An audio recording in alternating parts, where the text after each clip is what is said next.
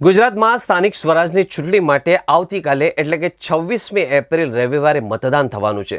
પરંતુ આ વખતે મતદારોએ માત્ર રાજકીય ગરમી જ નહીં પણ આકાશમાંથી વરસતી અગન જ્વાળાઓનો પણ સામનો કરવો પડશે.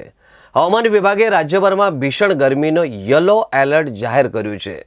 દર્શક મિત્રો, ગરમીનો પારો 44 ડિગ્રી સુધી પહોંચવાથી મતદાનની ટકાવારી અને મતદારોના ઉત્સાહ પર અસર જોવા મળી શકે છે. બપોરે 12 થી 4 વાગ્યા દરમિયાન ગરમીનો પ્રકોપ સૌથી વધુ હોવાથી મોટાભાગના મતદારો ઘરમાં રહેવાનું પસંદ કરશે. આ 4 કલાક દરમિયાન મતદાન મથકો પર ભારે નિરસતા જોવા મળી શકે છે, જે એકંદરે ટકાવારીને નીચે લાવી શકે છે. અને ખાસ કરીને અમદાવાદ, વડોદરા અને સુરત જેવા શહેરોમાં ગરમીના કારણે મધ્યમ અને ઉચ્ચ વર્ગના મતદારો ઘરની બહાર નીકળવામાં આળસ કરી શકે છે. ભૂતકાળના અનુભવો દર્શાવે છે કે ગરમી વધતા શહેરી વિસ્તારોમાં 5 થી 7% મતદાન ઘટી શકે છે. વરિષ્ઠ નાગરિકોની ગેરહાજરી, 60 વર્ષથી વધુ ઉંમરના મતદારો માટે હીટવેવમાં મતદાન મથક સુધી પહોંચવું સ્વાસ્થ્યની દ્રષ્ટિએ જોખમી છે, જેથી આ વર્ગનું મતદાન ઓછું રહેવાની શક્યતા છે. રાજકીય પક્ષો માટે સૌથી મોટો પડકાર તેમના સમર્થકોને બૂથ સુધી લાવવાનું રહેશે. ગરમીના કારણે કાર્યકરોમાં પણ થાક, નિરુત્સાહ જોવા મળી શકે છે, જેના કારણે બૂથ મેનેજમેન્ટ મુશ્કેલ બનશે. જે પક્ષ સવારના 3 કલાકમાં વધુમાં વધુ મતદાન કરાવી લેશે તેને ફાયદો થવાની શક્યતા છે. કાળઝાળ ગરમી માત્ર જનજીવન જ નહીં પરંતુ ચૂંટણીના પરિણામોને પ્રભાવિત કરી શકે છે.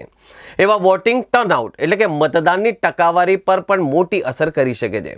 નિષ્ણાતોનું માનવું છે કે જો તાપમાન 43 ડિગ્રી પાર કરે તો સરેરાશ મતદાનમાં 5 થી 10% સુધીનો ઘટાડો જોવા મળી શકે છે.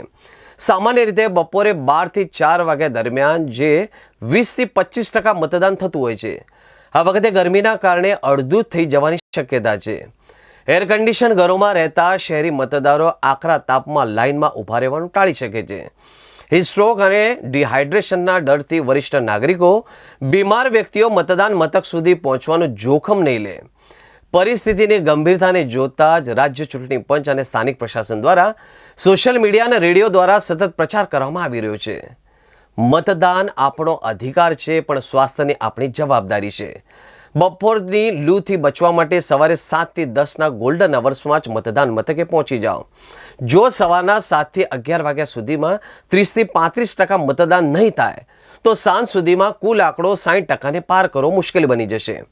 ગરમીના કારણે ઉદાસીનતા વધશે, જે લોકશાહી માટે ચિંતાનો વિષય છે. આ વખતે લડાઈ માત્ર પક્ષો વચ્ચે નહીં પણ ગરમી અને મતદાન વચ્ચે પણ છે. જો મતદારો વહેલી સવારે નહીં નીકળે તો આ વખતે રેકોર્ડ બ્રેક મતદાન થવાની શક્યતા ઓછી છે. સુરત દાદા કોપ્યા છે, આજે અગનજરતી હેલી છે, પણ લોકશાહીના આંગણે અવસરની છેલ્લી છે.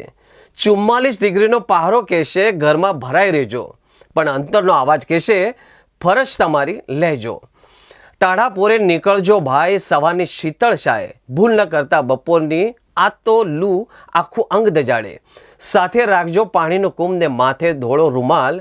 એક મત તમારો કિંમતી, બદલશે દેશના હાલ હવાલ.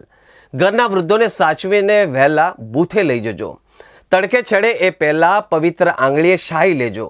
ગરમી ભલે ને ભૂખા કાઢે, આપણો ઉત્સાહ ન ઓગળે. ચાલો સૌ સાથે મળીને મતના દીવાને પ્રગટાવીએ.